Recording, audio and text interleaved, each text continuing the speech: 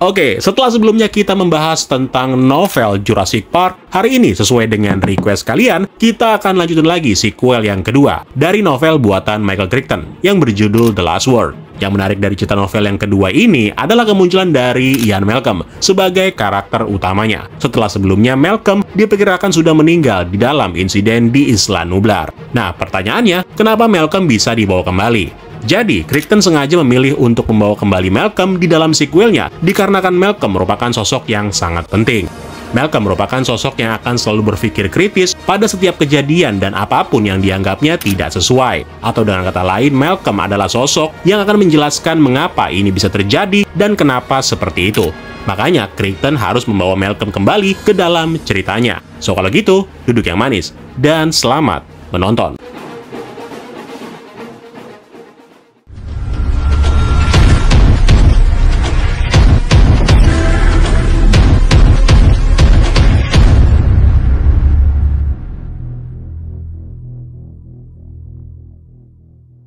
4 tahun setelah kejadian di Isla Nublar, Ian Malcolm dikabarkan masih hidup, di mana dia lalu bertemu dengan seorang ahli paleontologi sekaligus penggemar dinosaurus yang kaya raya yang bernama Richard Levine.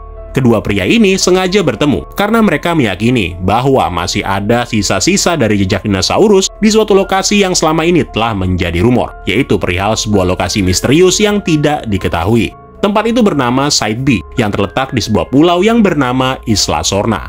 Menurut kabar, Site B merupakan pabrik produksi rahasia untuk menciptakan dinosaurus, sekaligus tempat untuk menyimpan dinosaurus yang baru pertama kalinya menetas dan juga tumbuh sebelum nantinya dikirim ke Isla Nublar. Nah, dalam pembahasan itu, rupanya Malcolm memilih untuk tidak mencoba menyelidiki pulau tersebut.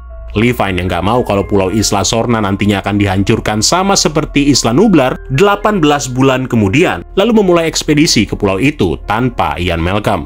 Levine tiba di pulau bersama dengan seorang pemandu asal Costa Rica yang bernama Diego. Namun gak lama setelah mereka berada di pulau, keduanya kemudian diserang oleh seekor Carnotaurus, yang dalam kejadian itu menyebabkan Diego menjadi terbunuh. Sementara Levine secara misterius dinyatakan telah menghilang. Kabar tentang hilangnya Levine kemudian sampai ke Malcolm. Khawatir dengan keadaan Levine, Malcolm lalu memutuskan untuk pergi ke pulau itu dengan beberapa tim penyelamat yang terdiri dari seorang insinyur dan pensiunan profesor yang bernama Jack Thorne. Terus ada juga Eddie Carr, asisten dari Thorne, serta 2 orang bocil yang bernama R.B. Benton dan juga Kelly Curtis yang secara diam-diam telah ikut dalam rombongan. Termasuk juga Dr. Sarah Harding, putri dari Gary Harding, sang dokter hewan yang ada di cerita sebelumnya, di mana Sarah ini merupakan seorang etolog dan juga teman dekat Malcolm. Sarah memang sengaja diajak untuk bergabung di dalam ekspedisi itu. Meskipun awalnya dia tidak yakin, namun akhirnya Sarah memutuskan untuk mau bergabung dan rencananya bakal menemui mereka di pulau. Singkat cerita, Malcolm bersama dengan kelompoknya tiba di pulau Isla Sorna dengan berbagai perlengkapan, termasuk senjata dan juga sepasang RV yang dilengkapi dengan peralatan khusus yang berfungsi sebagai laboratorium bergerak. Di saat mereka sedang melakukan eksplorasi, mereka menemukan dan menjelajahi sebuah kompleks bangunan InGen yang sudah terbengkalai, yang hanya bisa dioperasikan menggunakan energi panas bumi, termasuk juga sebuah desa milik para pekerja dan laboratorium. Selain itu, Malcolm dan timnya pada akhirnya menemukan Levine, yang tampak sangat gembira dengan banyaknya informasi yang dia peroleh dari dunia yang hilang ini. Namun meskipun begitu, Levine sepertinya tidak menginginkan kalau dirinya diselamatkan. Nah, Benton yang ikut memeriksa keadaan bangunan kemudian bisa memperoleh akses atau jaringan area lokal yang memungkinkan mereka semua untuk bisa melihat kondisi pulau itu melalui kamera pengawas. Sementara itu, ada kelompok lain yang ternyata juga sedang berencana melakukan ekspedisi ke pulau Isla Sorna setelah sebelumnya mereka mengetahui perihal ekspedisi yang dilakukan oleh Levine. Kelompok tersebut terdiri dari ahli genetika yang bernama Louis Dodson, beserta asistennya yang bernama Howard King, dan seorang ahli biologi yang bernama George Basselton. Nah, kelompok kedua ini berencana untuk mencuri telur dinosaurus untuk perusahaan Biosyn, sebuah perusahaan saingan InGen yang secara tidak langsung bertanggung jawab atas sabotase yang menyebabkan terjadinya bencana di Jurassic Park. Sebelum pergi, mereka sempat bertemu dengan Sarah Harding yang juga berniat pergi ke pulau, yang kemudian mereka menawarkan tumpangan kepada Sarah. Namun celakanya pada saat mereka mendekati pulau itu, Dodson lalu mencoba membunuh Sarah dengan mendorongnya keluar dari kapal. Tapi untungnya di luar dugaan, si Sarah rupanya berhasil selamat, di mana dia pada akhirnya tiba di pulau dan bertemu dengan kelompoknya Malcolm. Sementara itu, Dodson dan kelompoknya yang juga sudah tiba di pulau menemukan sarang dari T-Rex. Di momen ini, mereka berniat mencuri beberapa telur dari sarang tersebut. Dodson dan timnya membawa sebuah kotak pemancar frekuensi ultrasonik yang berfungsi untuk menangkis dan mengganggu sepasang induk T-Rex. Namun dalam prosesnya, terjadi sebuah bencana, di mana ketika Dodson terpaksa mencoba untuk mengambil telur itu sendiri, dia malah menginjak seekor T-Rex yang baru aja menetas dan mematahkan kakinya. Kondisi ini diperparah pada saat mereka sudah selesai dan mencabut kabel listrik untuk kotak pemancar. Butuh beberapa saat bagi induk T-Rex untuk menyadari bahwa suara ultrasonik telah berhenti, sampai kemudian makhluk itu mulai beraksi. Satu ekor T-Rex menangkap Basselton dan membunuhnya dengan sangat kejam. Sementara satu ekor lagi mengejar Dodson yang terlihat berlari ke arah SUV yang ditumpangi oleh King, di mana makhluk itu mencoba mendorong SUV tersebut dari bukit sebelum bisa melaju pergi. Dalam kejadian itu, Dodson terjatuh dari kendaraan, tapi untungnya dia masih bisa selamat, sementara King dibunuh secara brutal oleh Velociraptor. Nah, nggak berapa lama kemudian, Malcolm dan timnya juga tiba di lokasi yang sama. Pada saat mereka memeriksa sarang T-Rex, mereka menemukan bahwa ada salah satu bayi yang telah terluka, dengan bagian kakinya yang sudah patah. Di momen ini, Malcolm sempat memerintahkan Eddie untuk membunuh makhluk kecil itu, karena bagi Malcolm, tidak mungkin makhluk itu bisa bertahan hidup di alam liar. Mendengar hal itu, rupanya Eddie menolak permintaan tersebut, di mana dia secara diam-diam lalu memutuskan untuk membawanya ke trailer.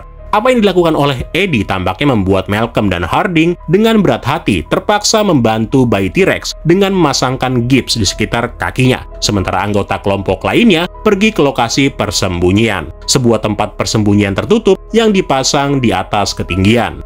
Pada saat malam menjelang, Malcolm dan Harding yang baru aja selesai memasang kaki T-Rex tiba-tiba didatangi oleh dua induk T-Rex yang datang mencari bayi mereka. Makhluk-makhluk itu lalu menyerang trailer, yang kemudian mendorong salah satu dari mereka terjun ke tebing dan membuat Malcolm menjadi terluka parah. Tapi untungnya Jack Turn berhasil menyelamatkan Malcolm dan juga Harding.